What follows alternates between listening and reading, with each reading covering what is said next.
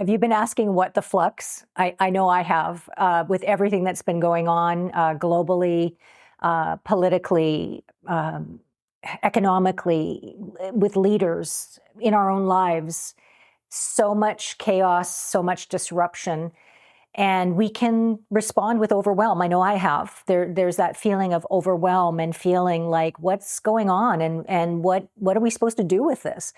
And I think that's the bigger question, is what are we supposed to do with this? And I am super excited about running with this whole flux, flex, flow messaging, which is change isn't going anywhere anytime soon. Disruption is not going away anytime soon. It's here. We're all in it. And we've known this for a while. You know, I've been speaking about change leadership for over 2 decades. And every time I work with an audience, they're always like, you know, we've been going through change forever. And it's true, we have been.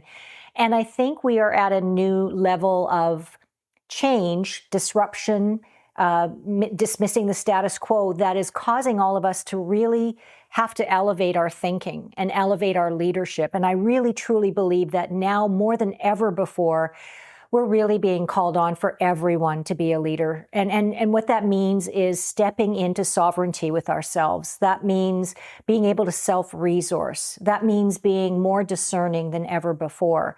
We certainly are not suffering from a lack of information. If anything, we're on information overload. What that requires for each of us individually is to really get good at discerning, like, what is truth? And I know a lot of us are asking ourselves that, like, what is true and what is truth? And, has it been fact checked? And have we done a gut check? And does it feel true? And does it not just feel true, but can I back it up with facts? I think that's the era we're in and the era that we're entering. And so, with social media and such for the last few decades, everybody has an opinion. Everybody's an armchair expert.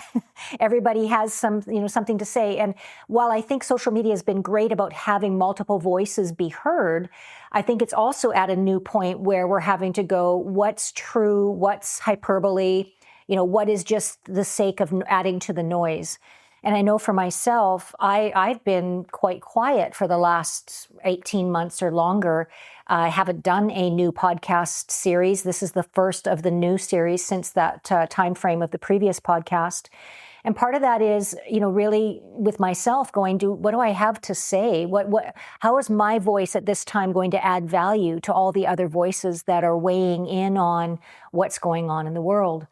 And while I do not get political and I do not get into polarities, not because I'm afraid of them, I'll tackle them. It's just that I don't see the value in them. Because with polarity, for example, one opinion against the other, each of them is always going to think that they're right. And oftentimes there is no middle ground, or there is no equilibrium. And so for me, I just choose not to engage with that for the very fact that it expends energy that I can channel in other more productive ways. And so, with this podcast series, What the Flux, it goes along with my new book, What the Flux, and Other Existential Questions in a Fast-Changing World.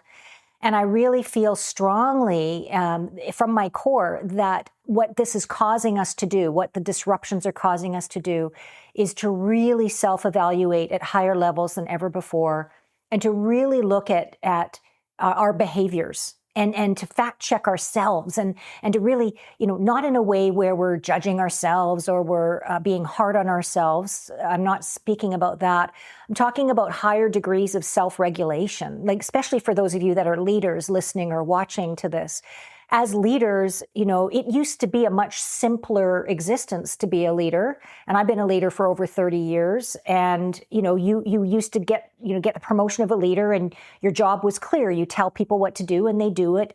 And if your people do what they're supposed to do, then you're successful as a leader. A pretty simple definition. Fast forward to today, and as a leader, you have to be a psychologist. You have to be very high in emotional intelligence. You have to have understanding of generations and personality styles.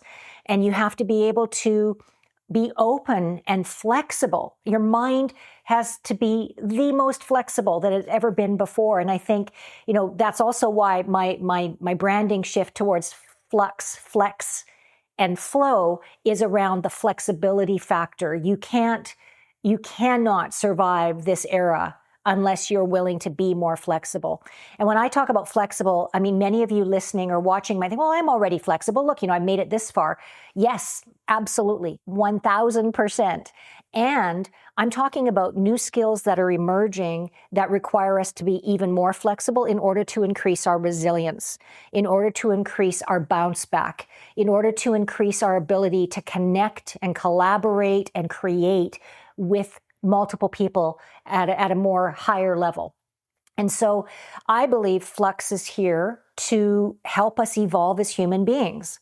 My previous book, Super Crucial Human, which my previous podcast was based on, really pointed out that AI and technology is causing us to have to really identify what does it mean to be human. And, I don't know about you, but chat is now ubiquitous in my life. I use it for almost everything. It helps me to run my household. It helps me to figure out mechanics. It helps me to get quick protein heavy recipes. It helps me do all sorts of things. And I'm sure you use it as well. And at the same time, what I'm noticing is chat is actually informing how I ask questions, because the better the prompt you put into chat or any of your AI platforms, as you know, what you put in is what you get out. And so I think on a human level, AI is training us as humans to ask better questions and to put better prompts in. So if we're going to build high relationship success, then we have to be really clear on our own self-identity, which I'll talk about in a future podcast episode. But at this time, Flux is causing us to recalibrate, reorganize, restructure, to review who we are as a human, to re-ask ourselves questions that we may have asked before, but we didn't give ourselves space or time to listen to the answers. And sometimes life forces that. And I know for you and for me, not only do we have all the global things happening, but in our own personal lives, many of my clients talking about disruptions in the form of illness in their family, or having to be a caregiver, or job change, or fear of AI taking their jobs, or having teenage children or younger children and running a family while working, and all the things that being human requires. And so from a Flux perspective, we can look at everything as overwhelming, but I'm going to challenge you in this podcast, in my book, in my messaging, to see the underlying pattern of what Flux is asking us to look for. What is the pattern? What are we being asked to reorganize to? What is the future asking us to up-level to? How is our responses that we may have used in the past no longer applicable to today's reality?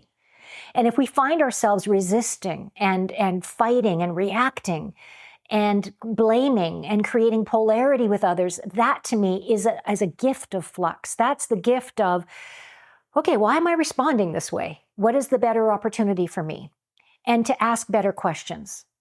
And in my book, I have 44 existential questions that go deeper beyond normal questions, that cause us to really look at, how am I part of the problem?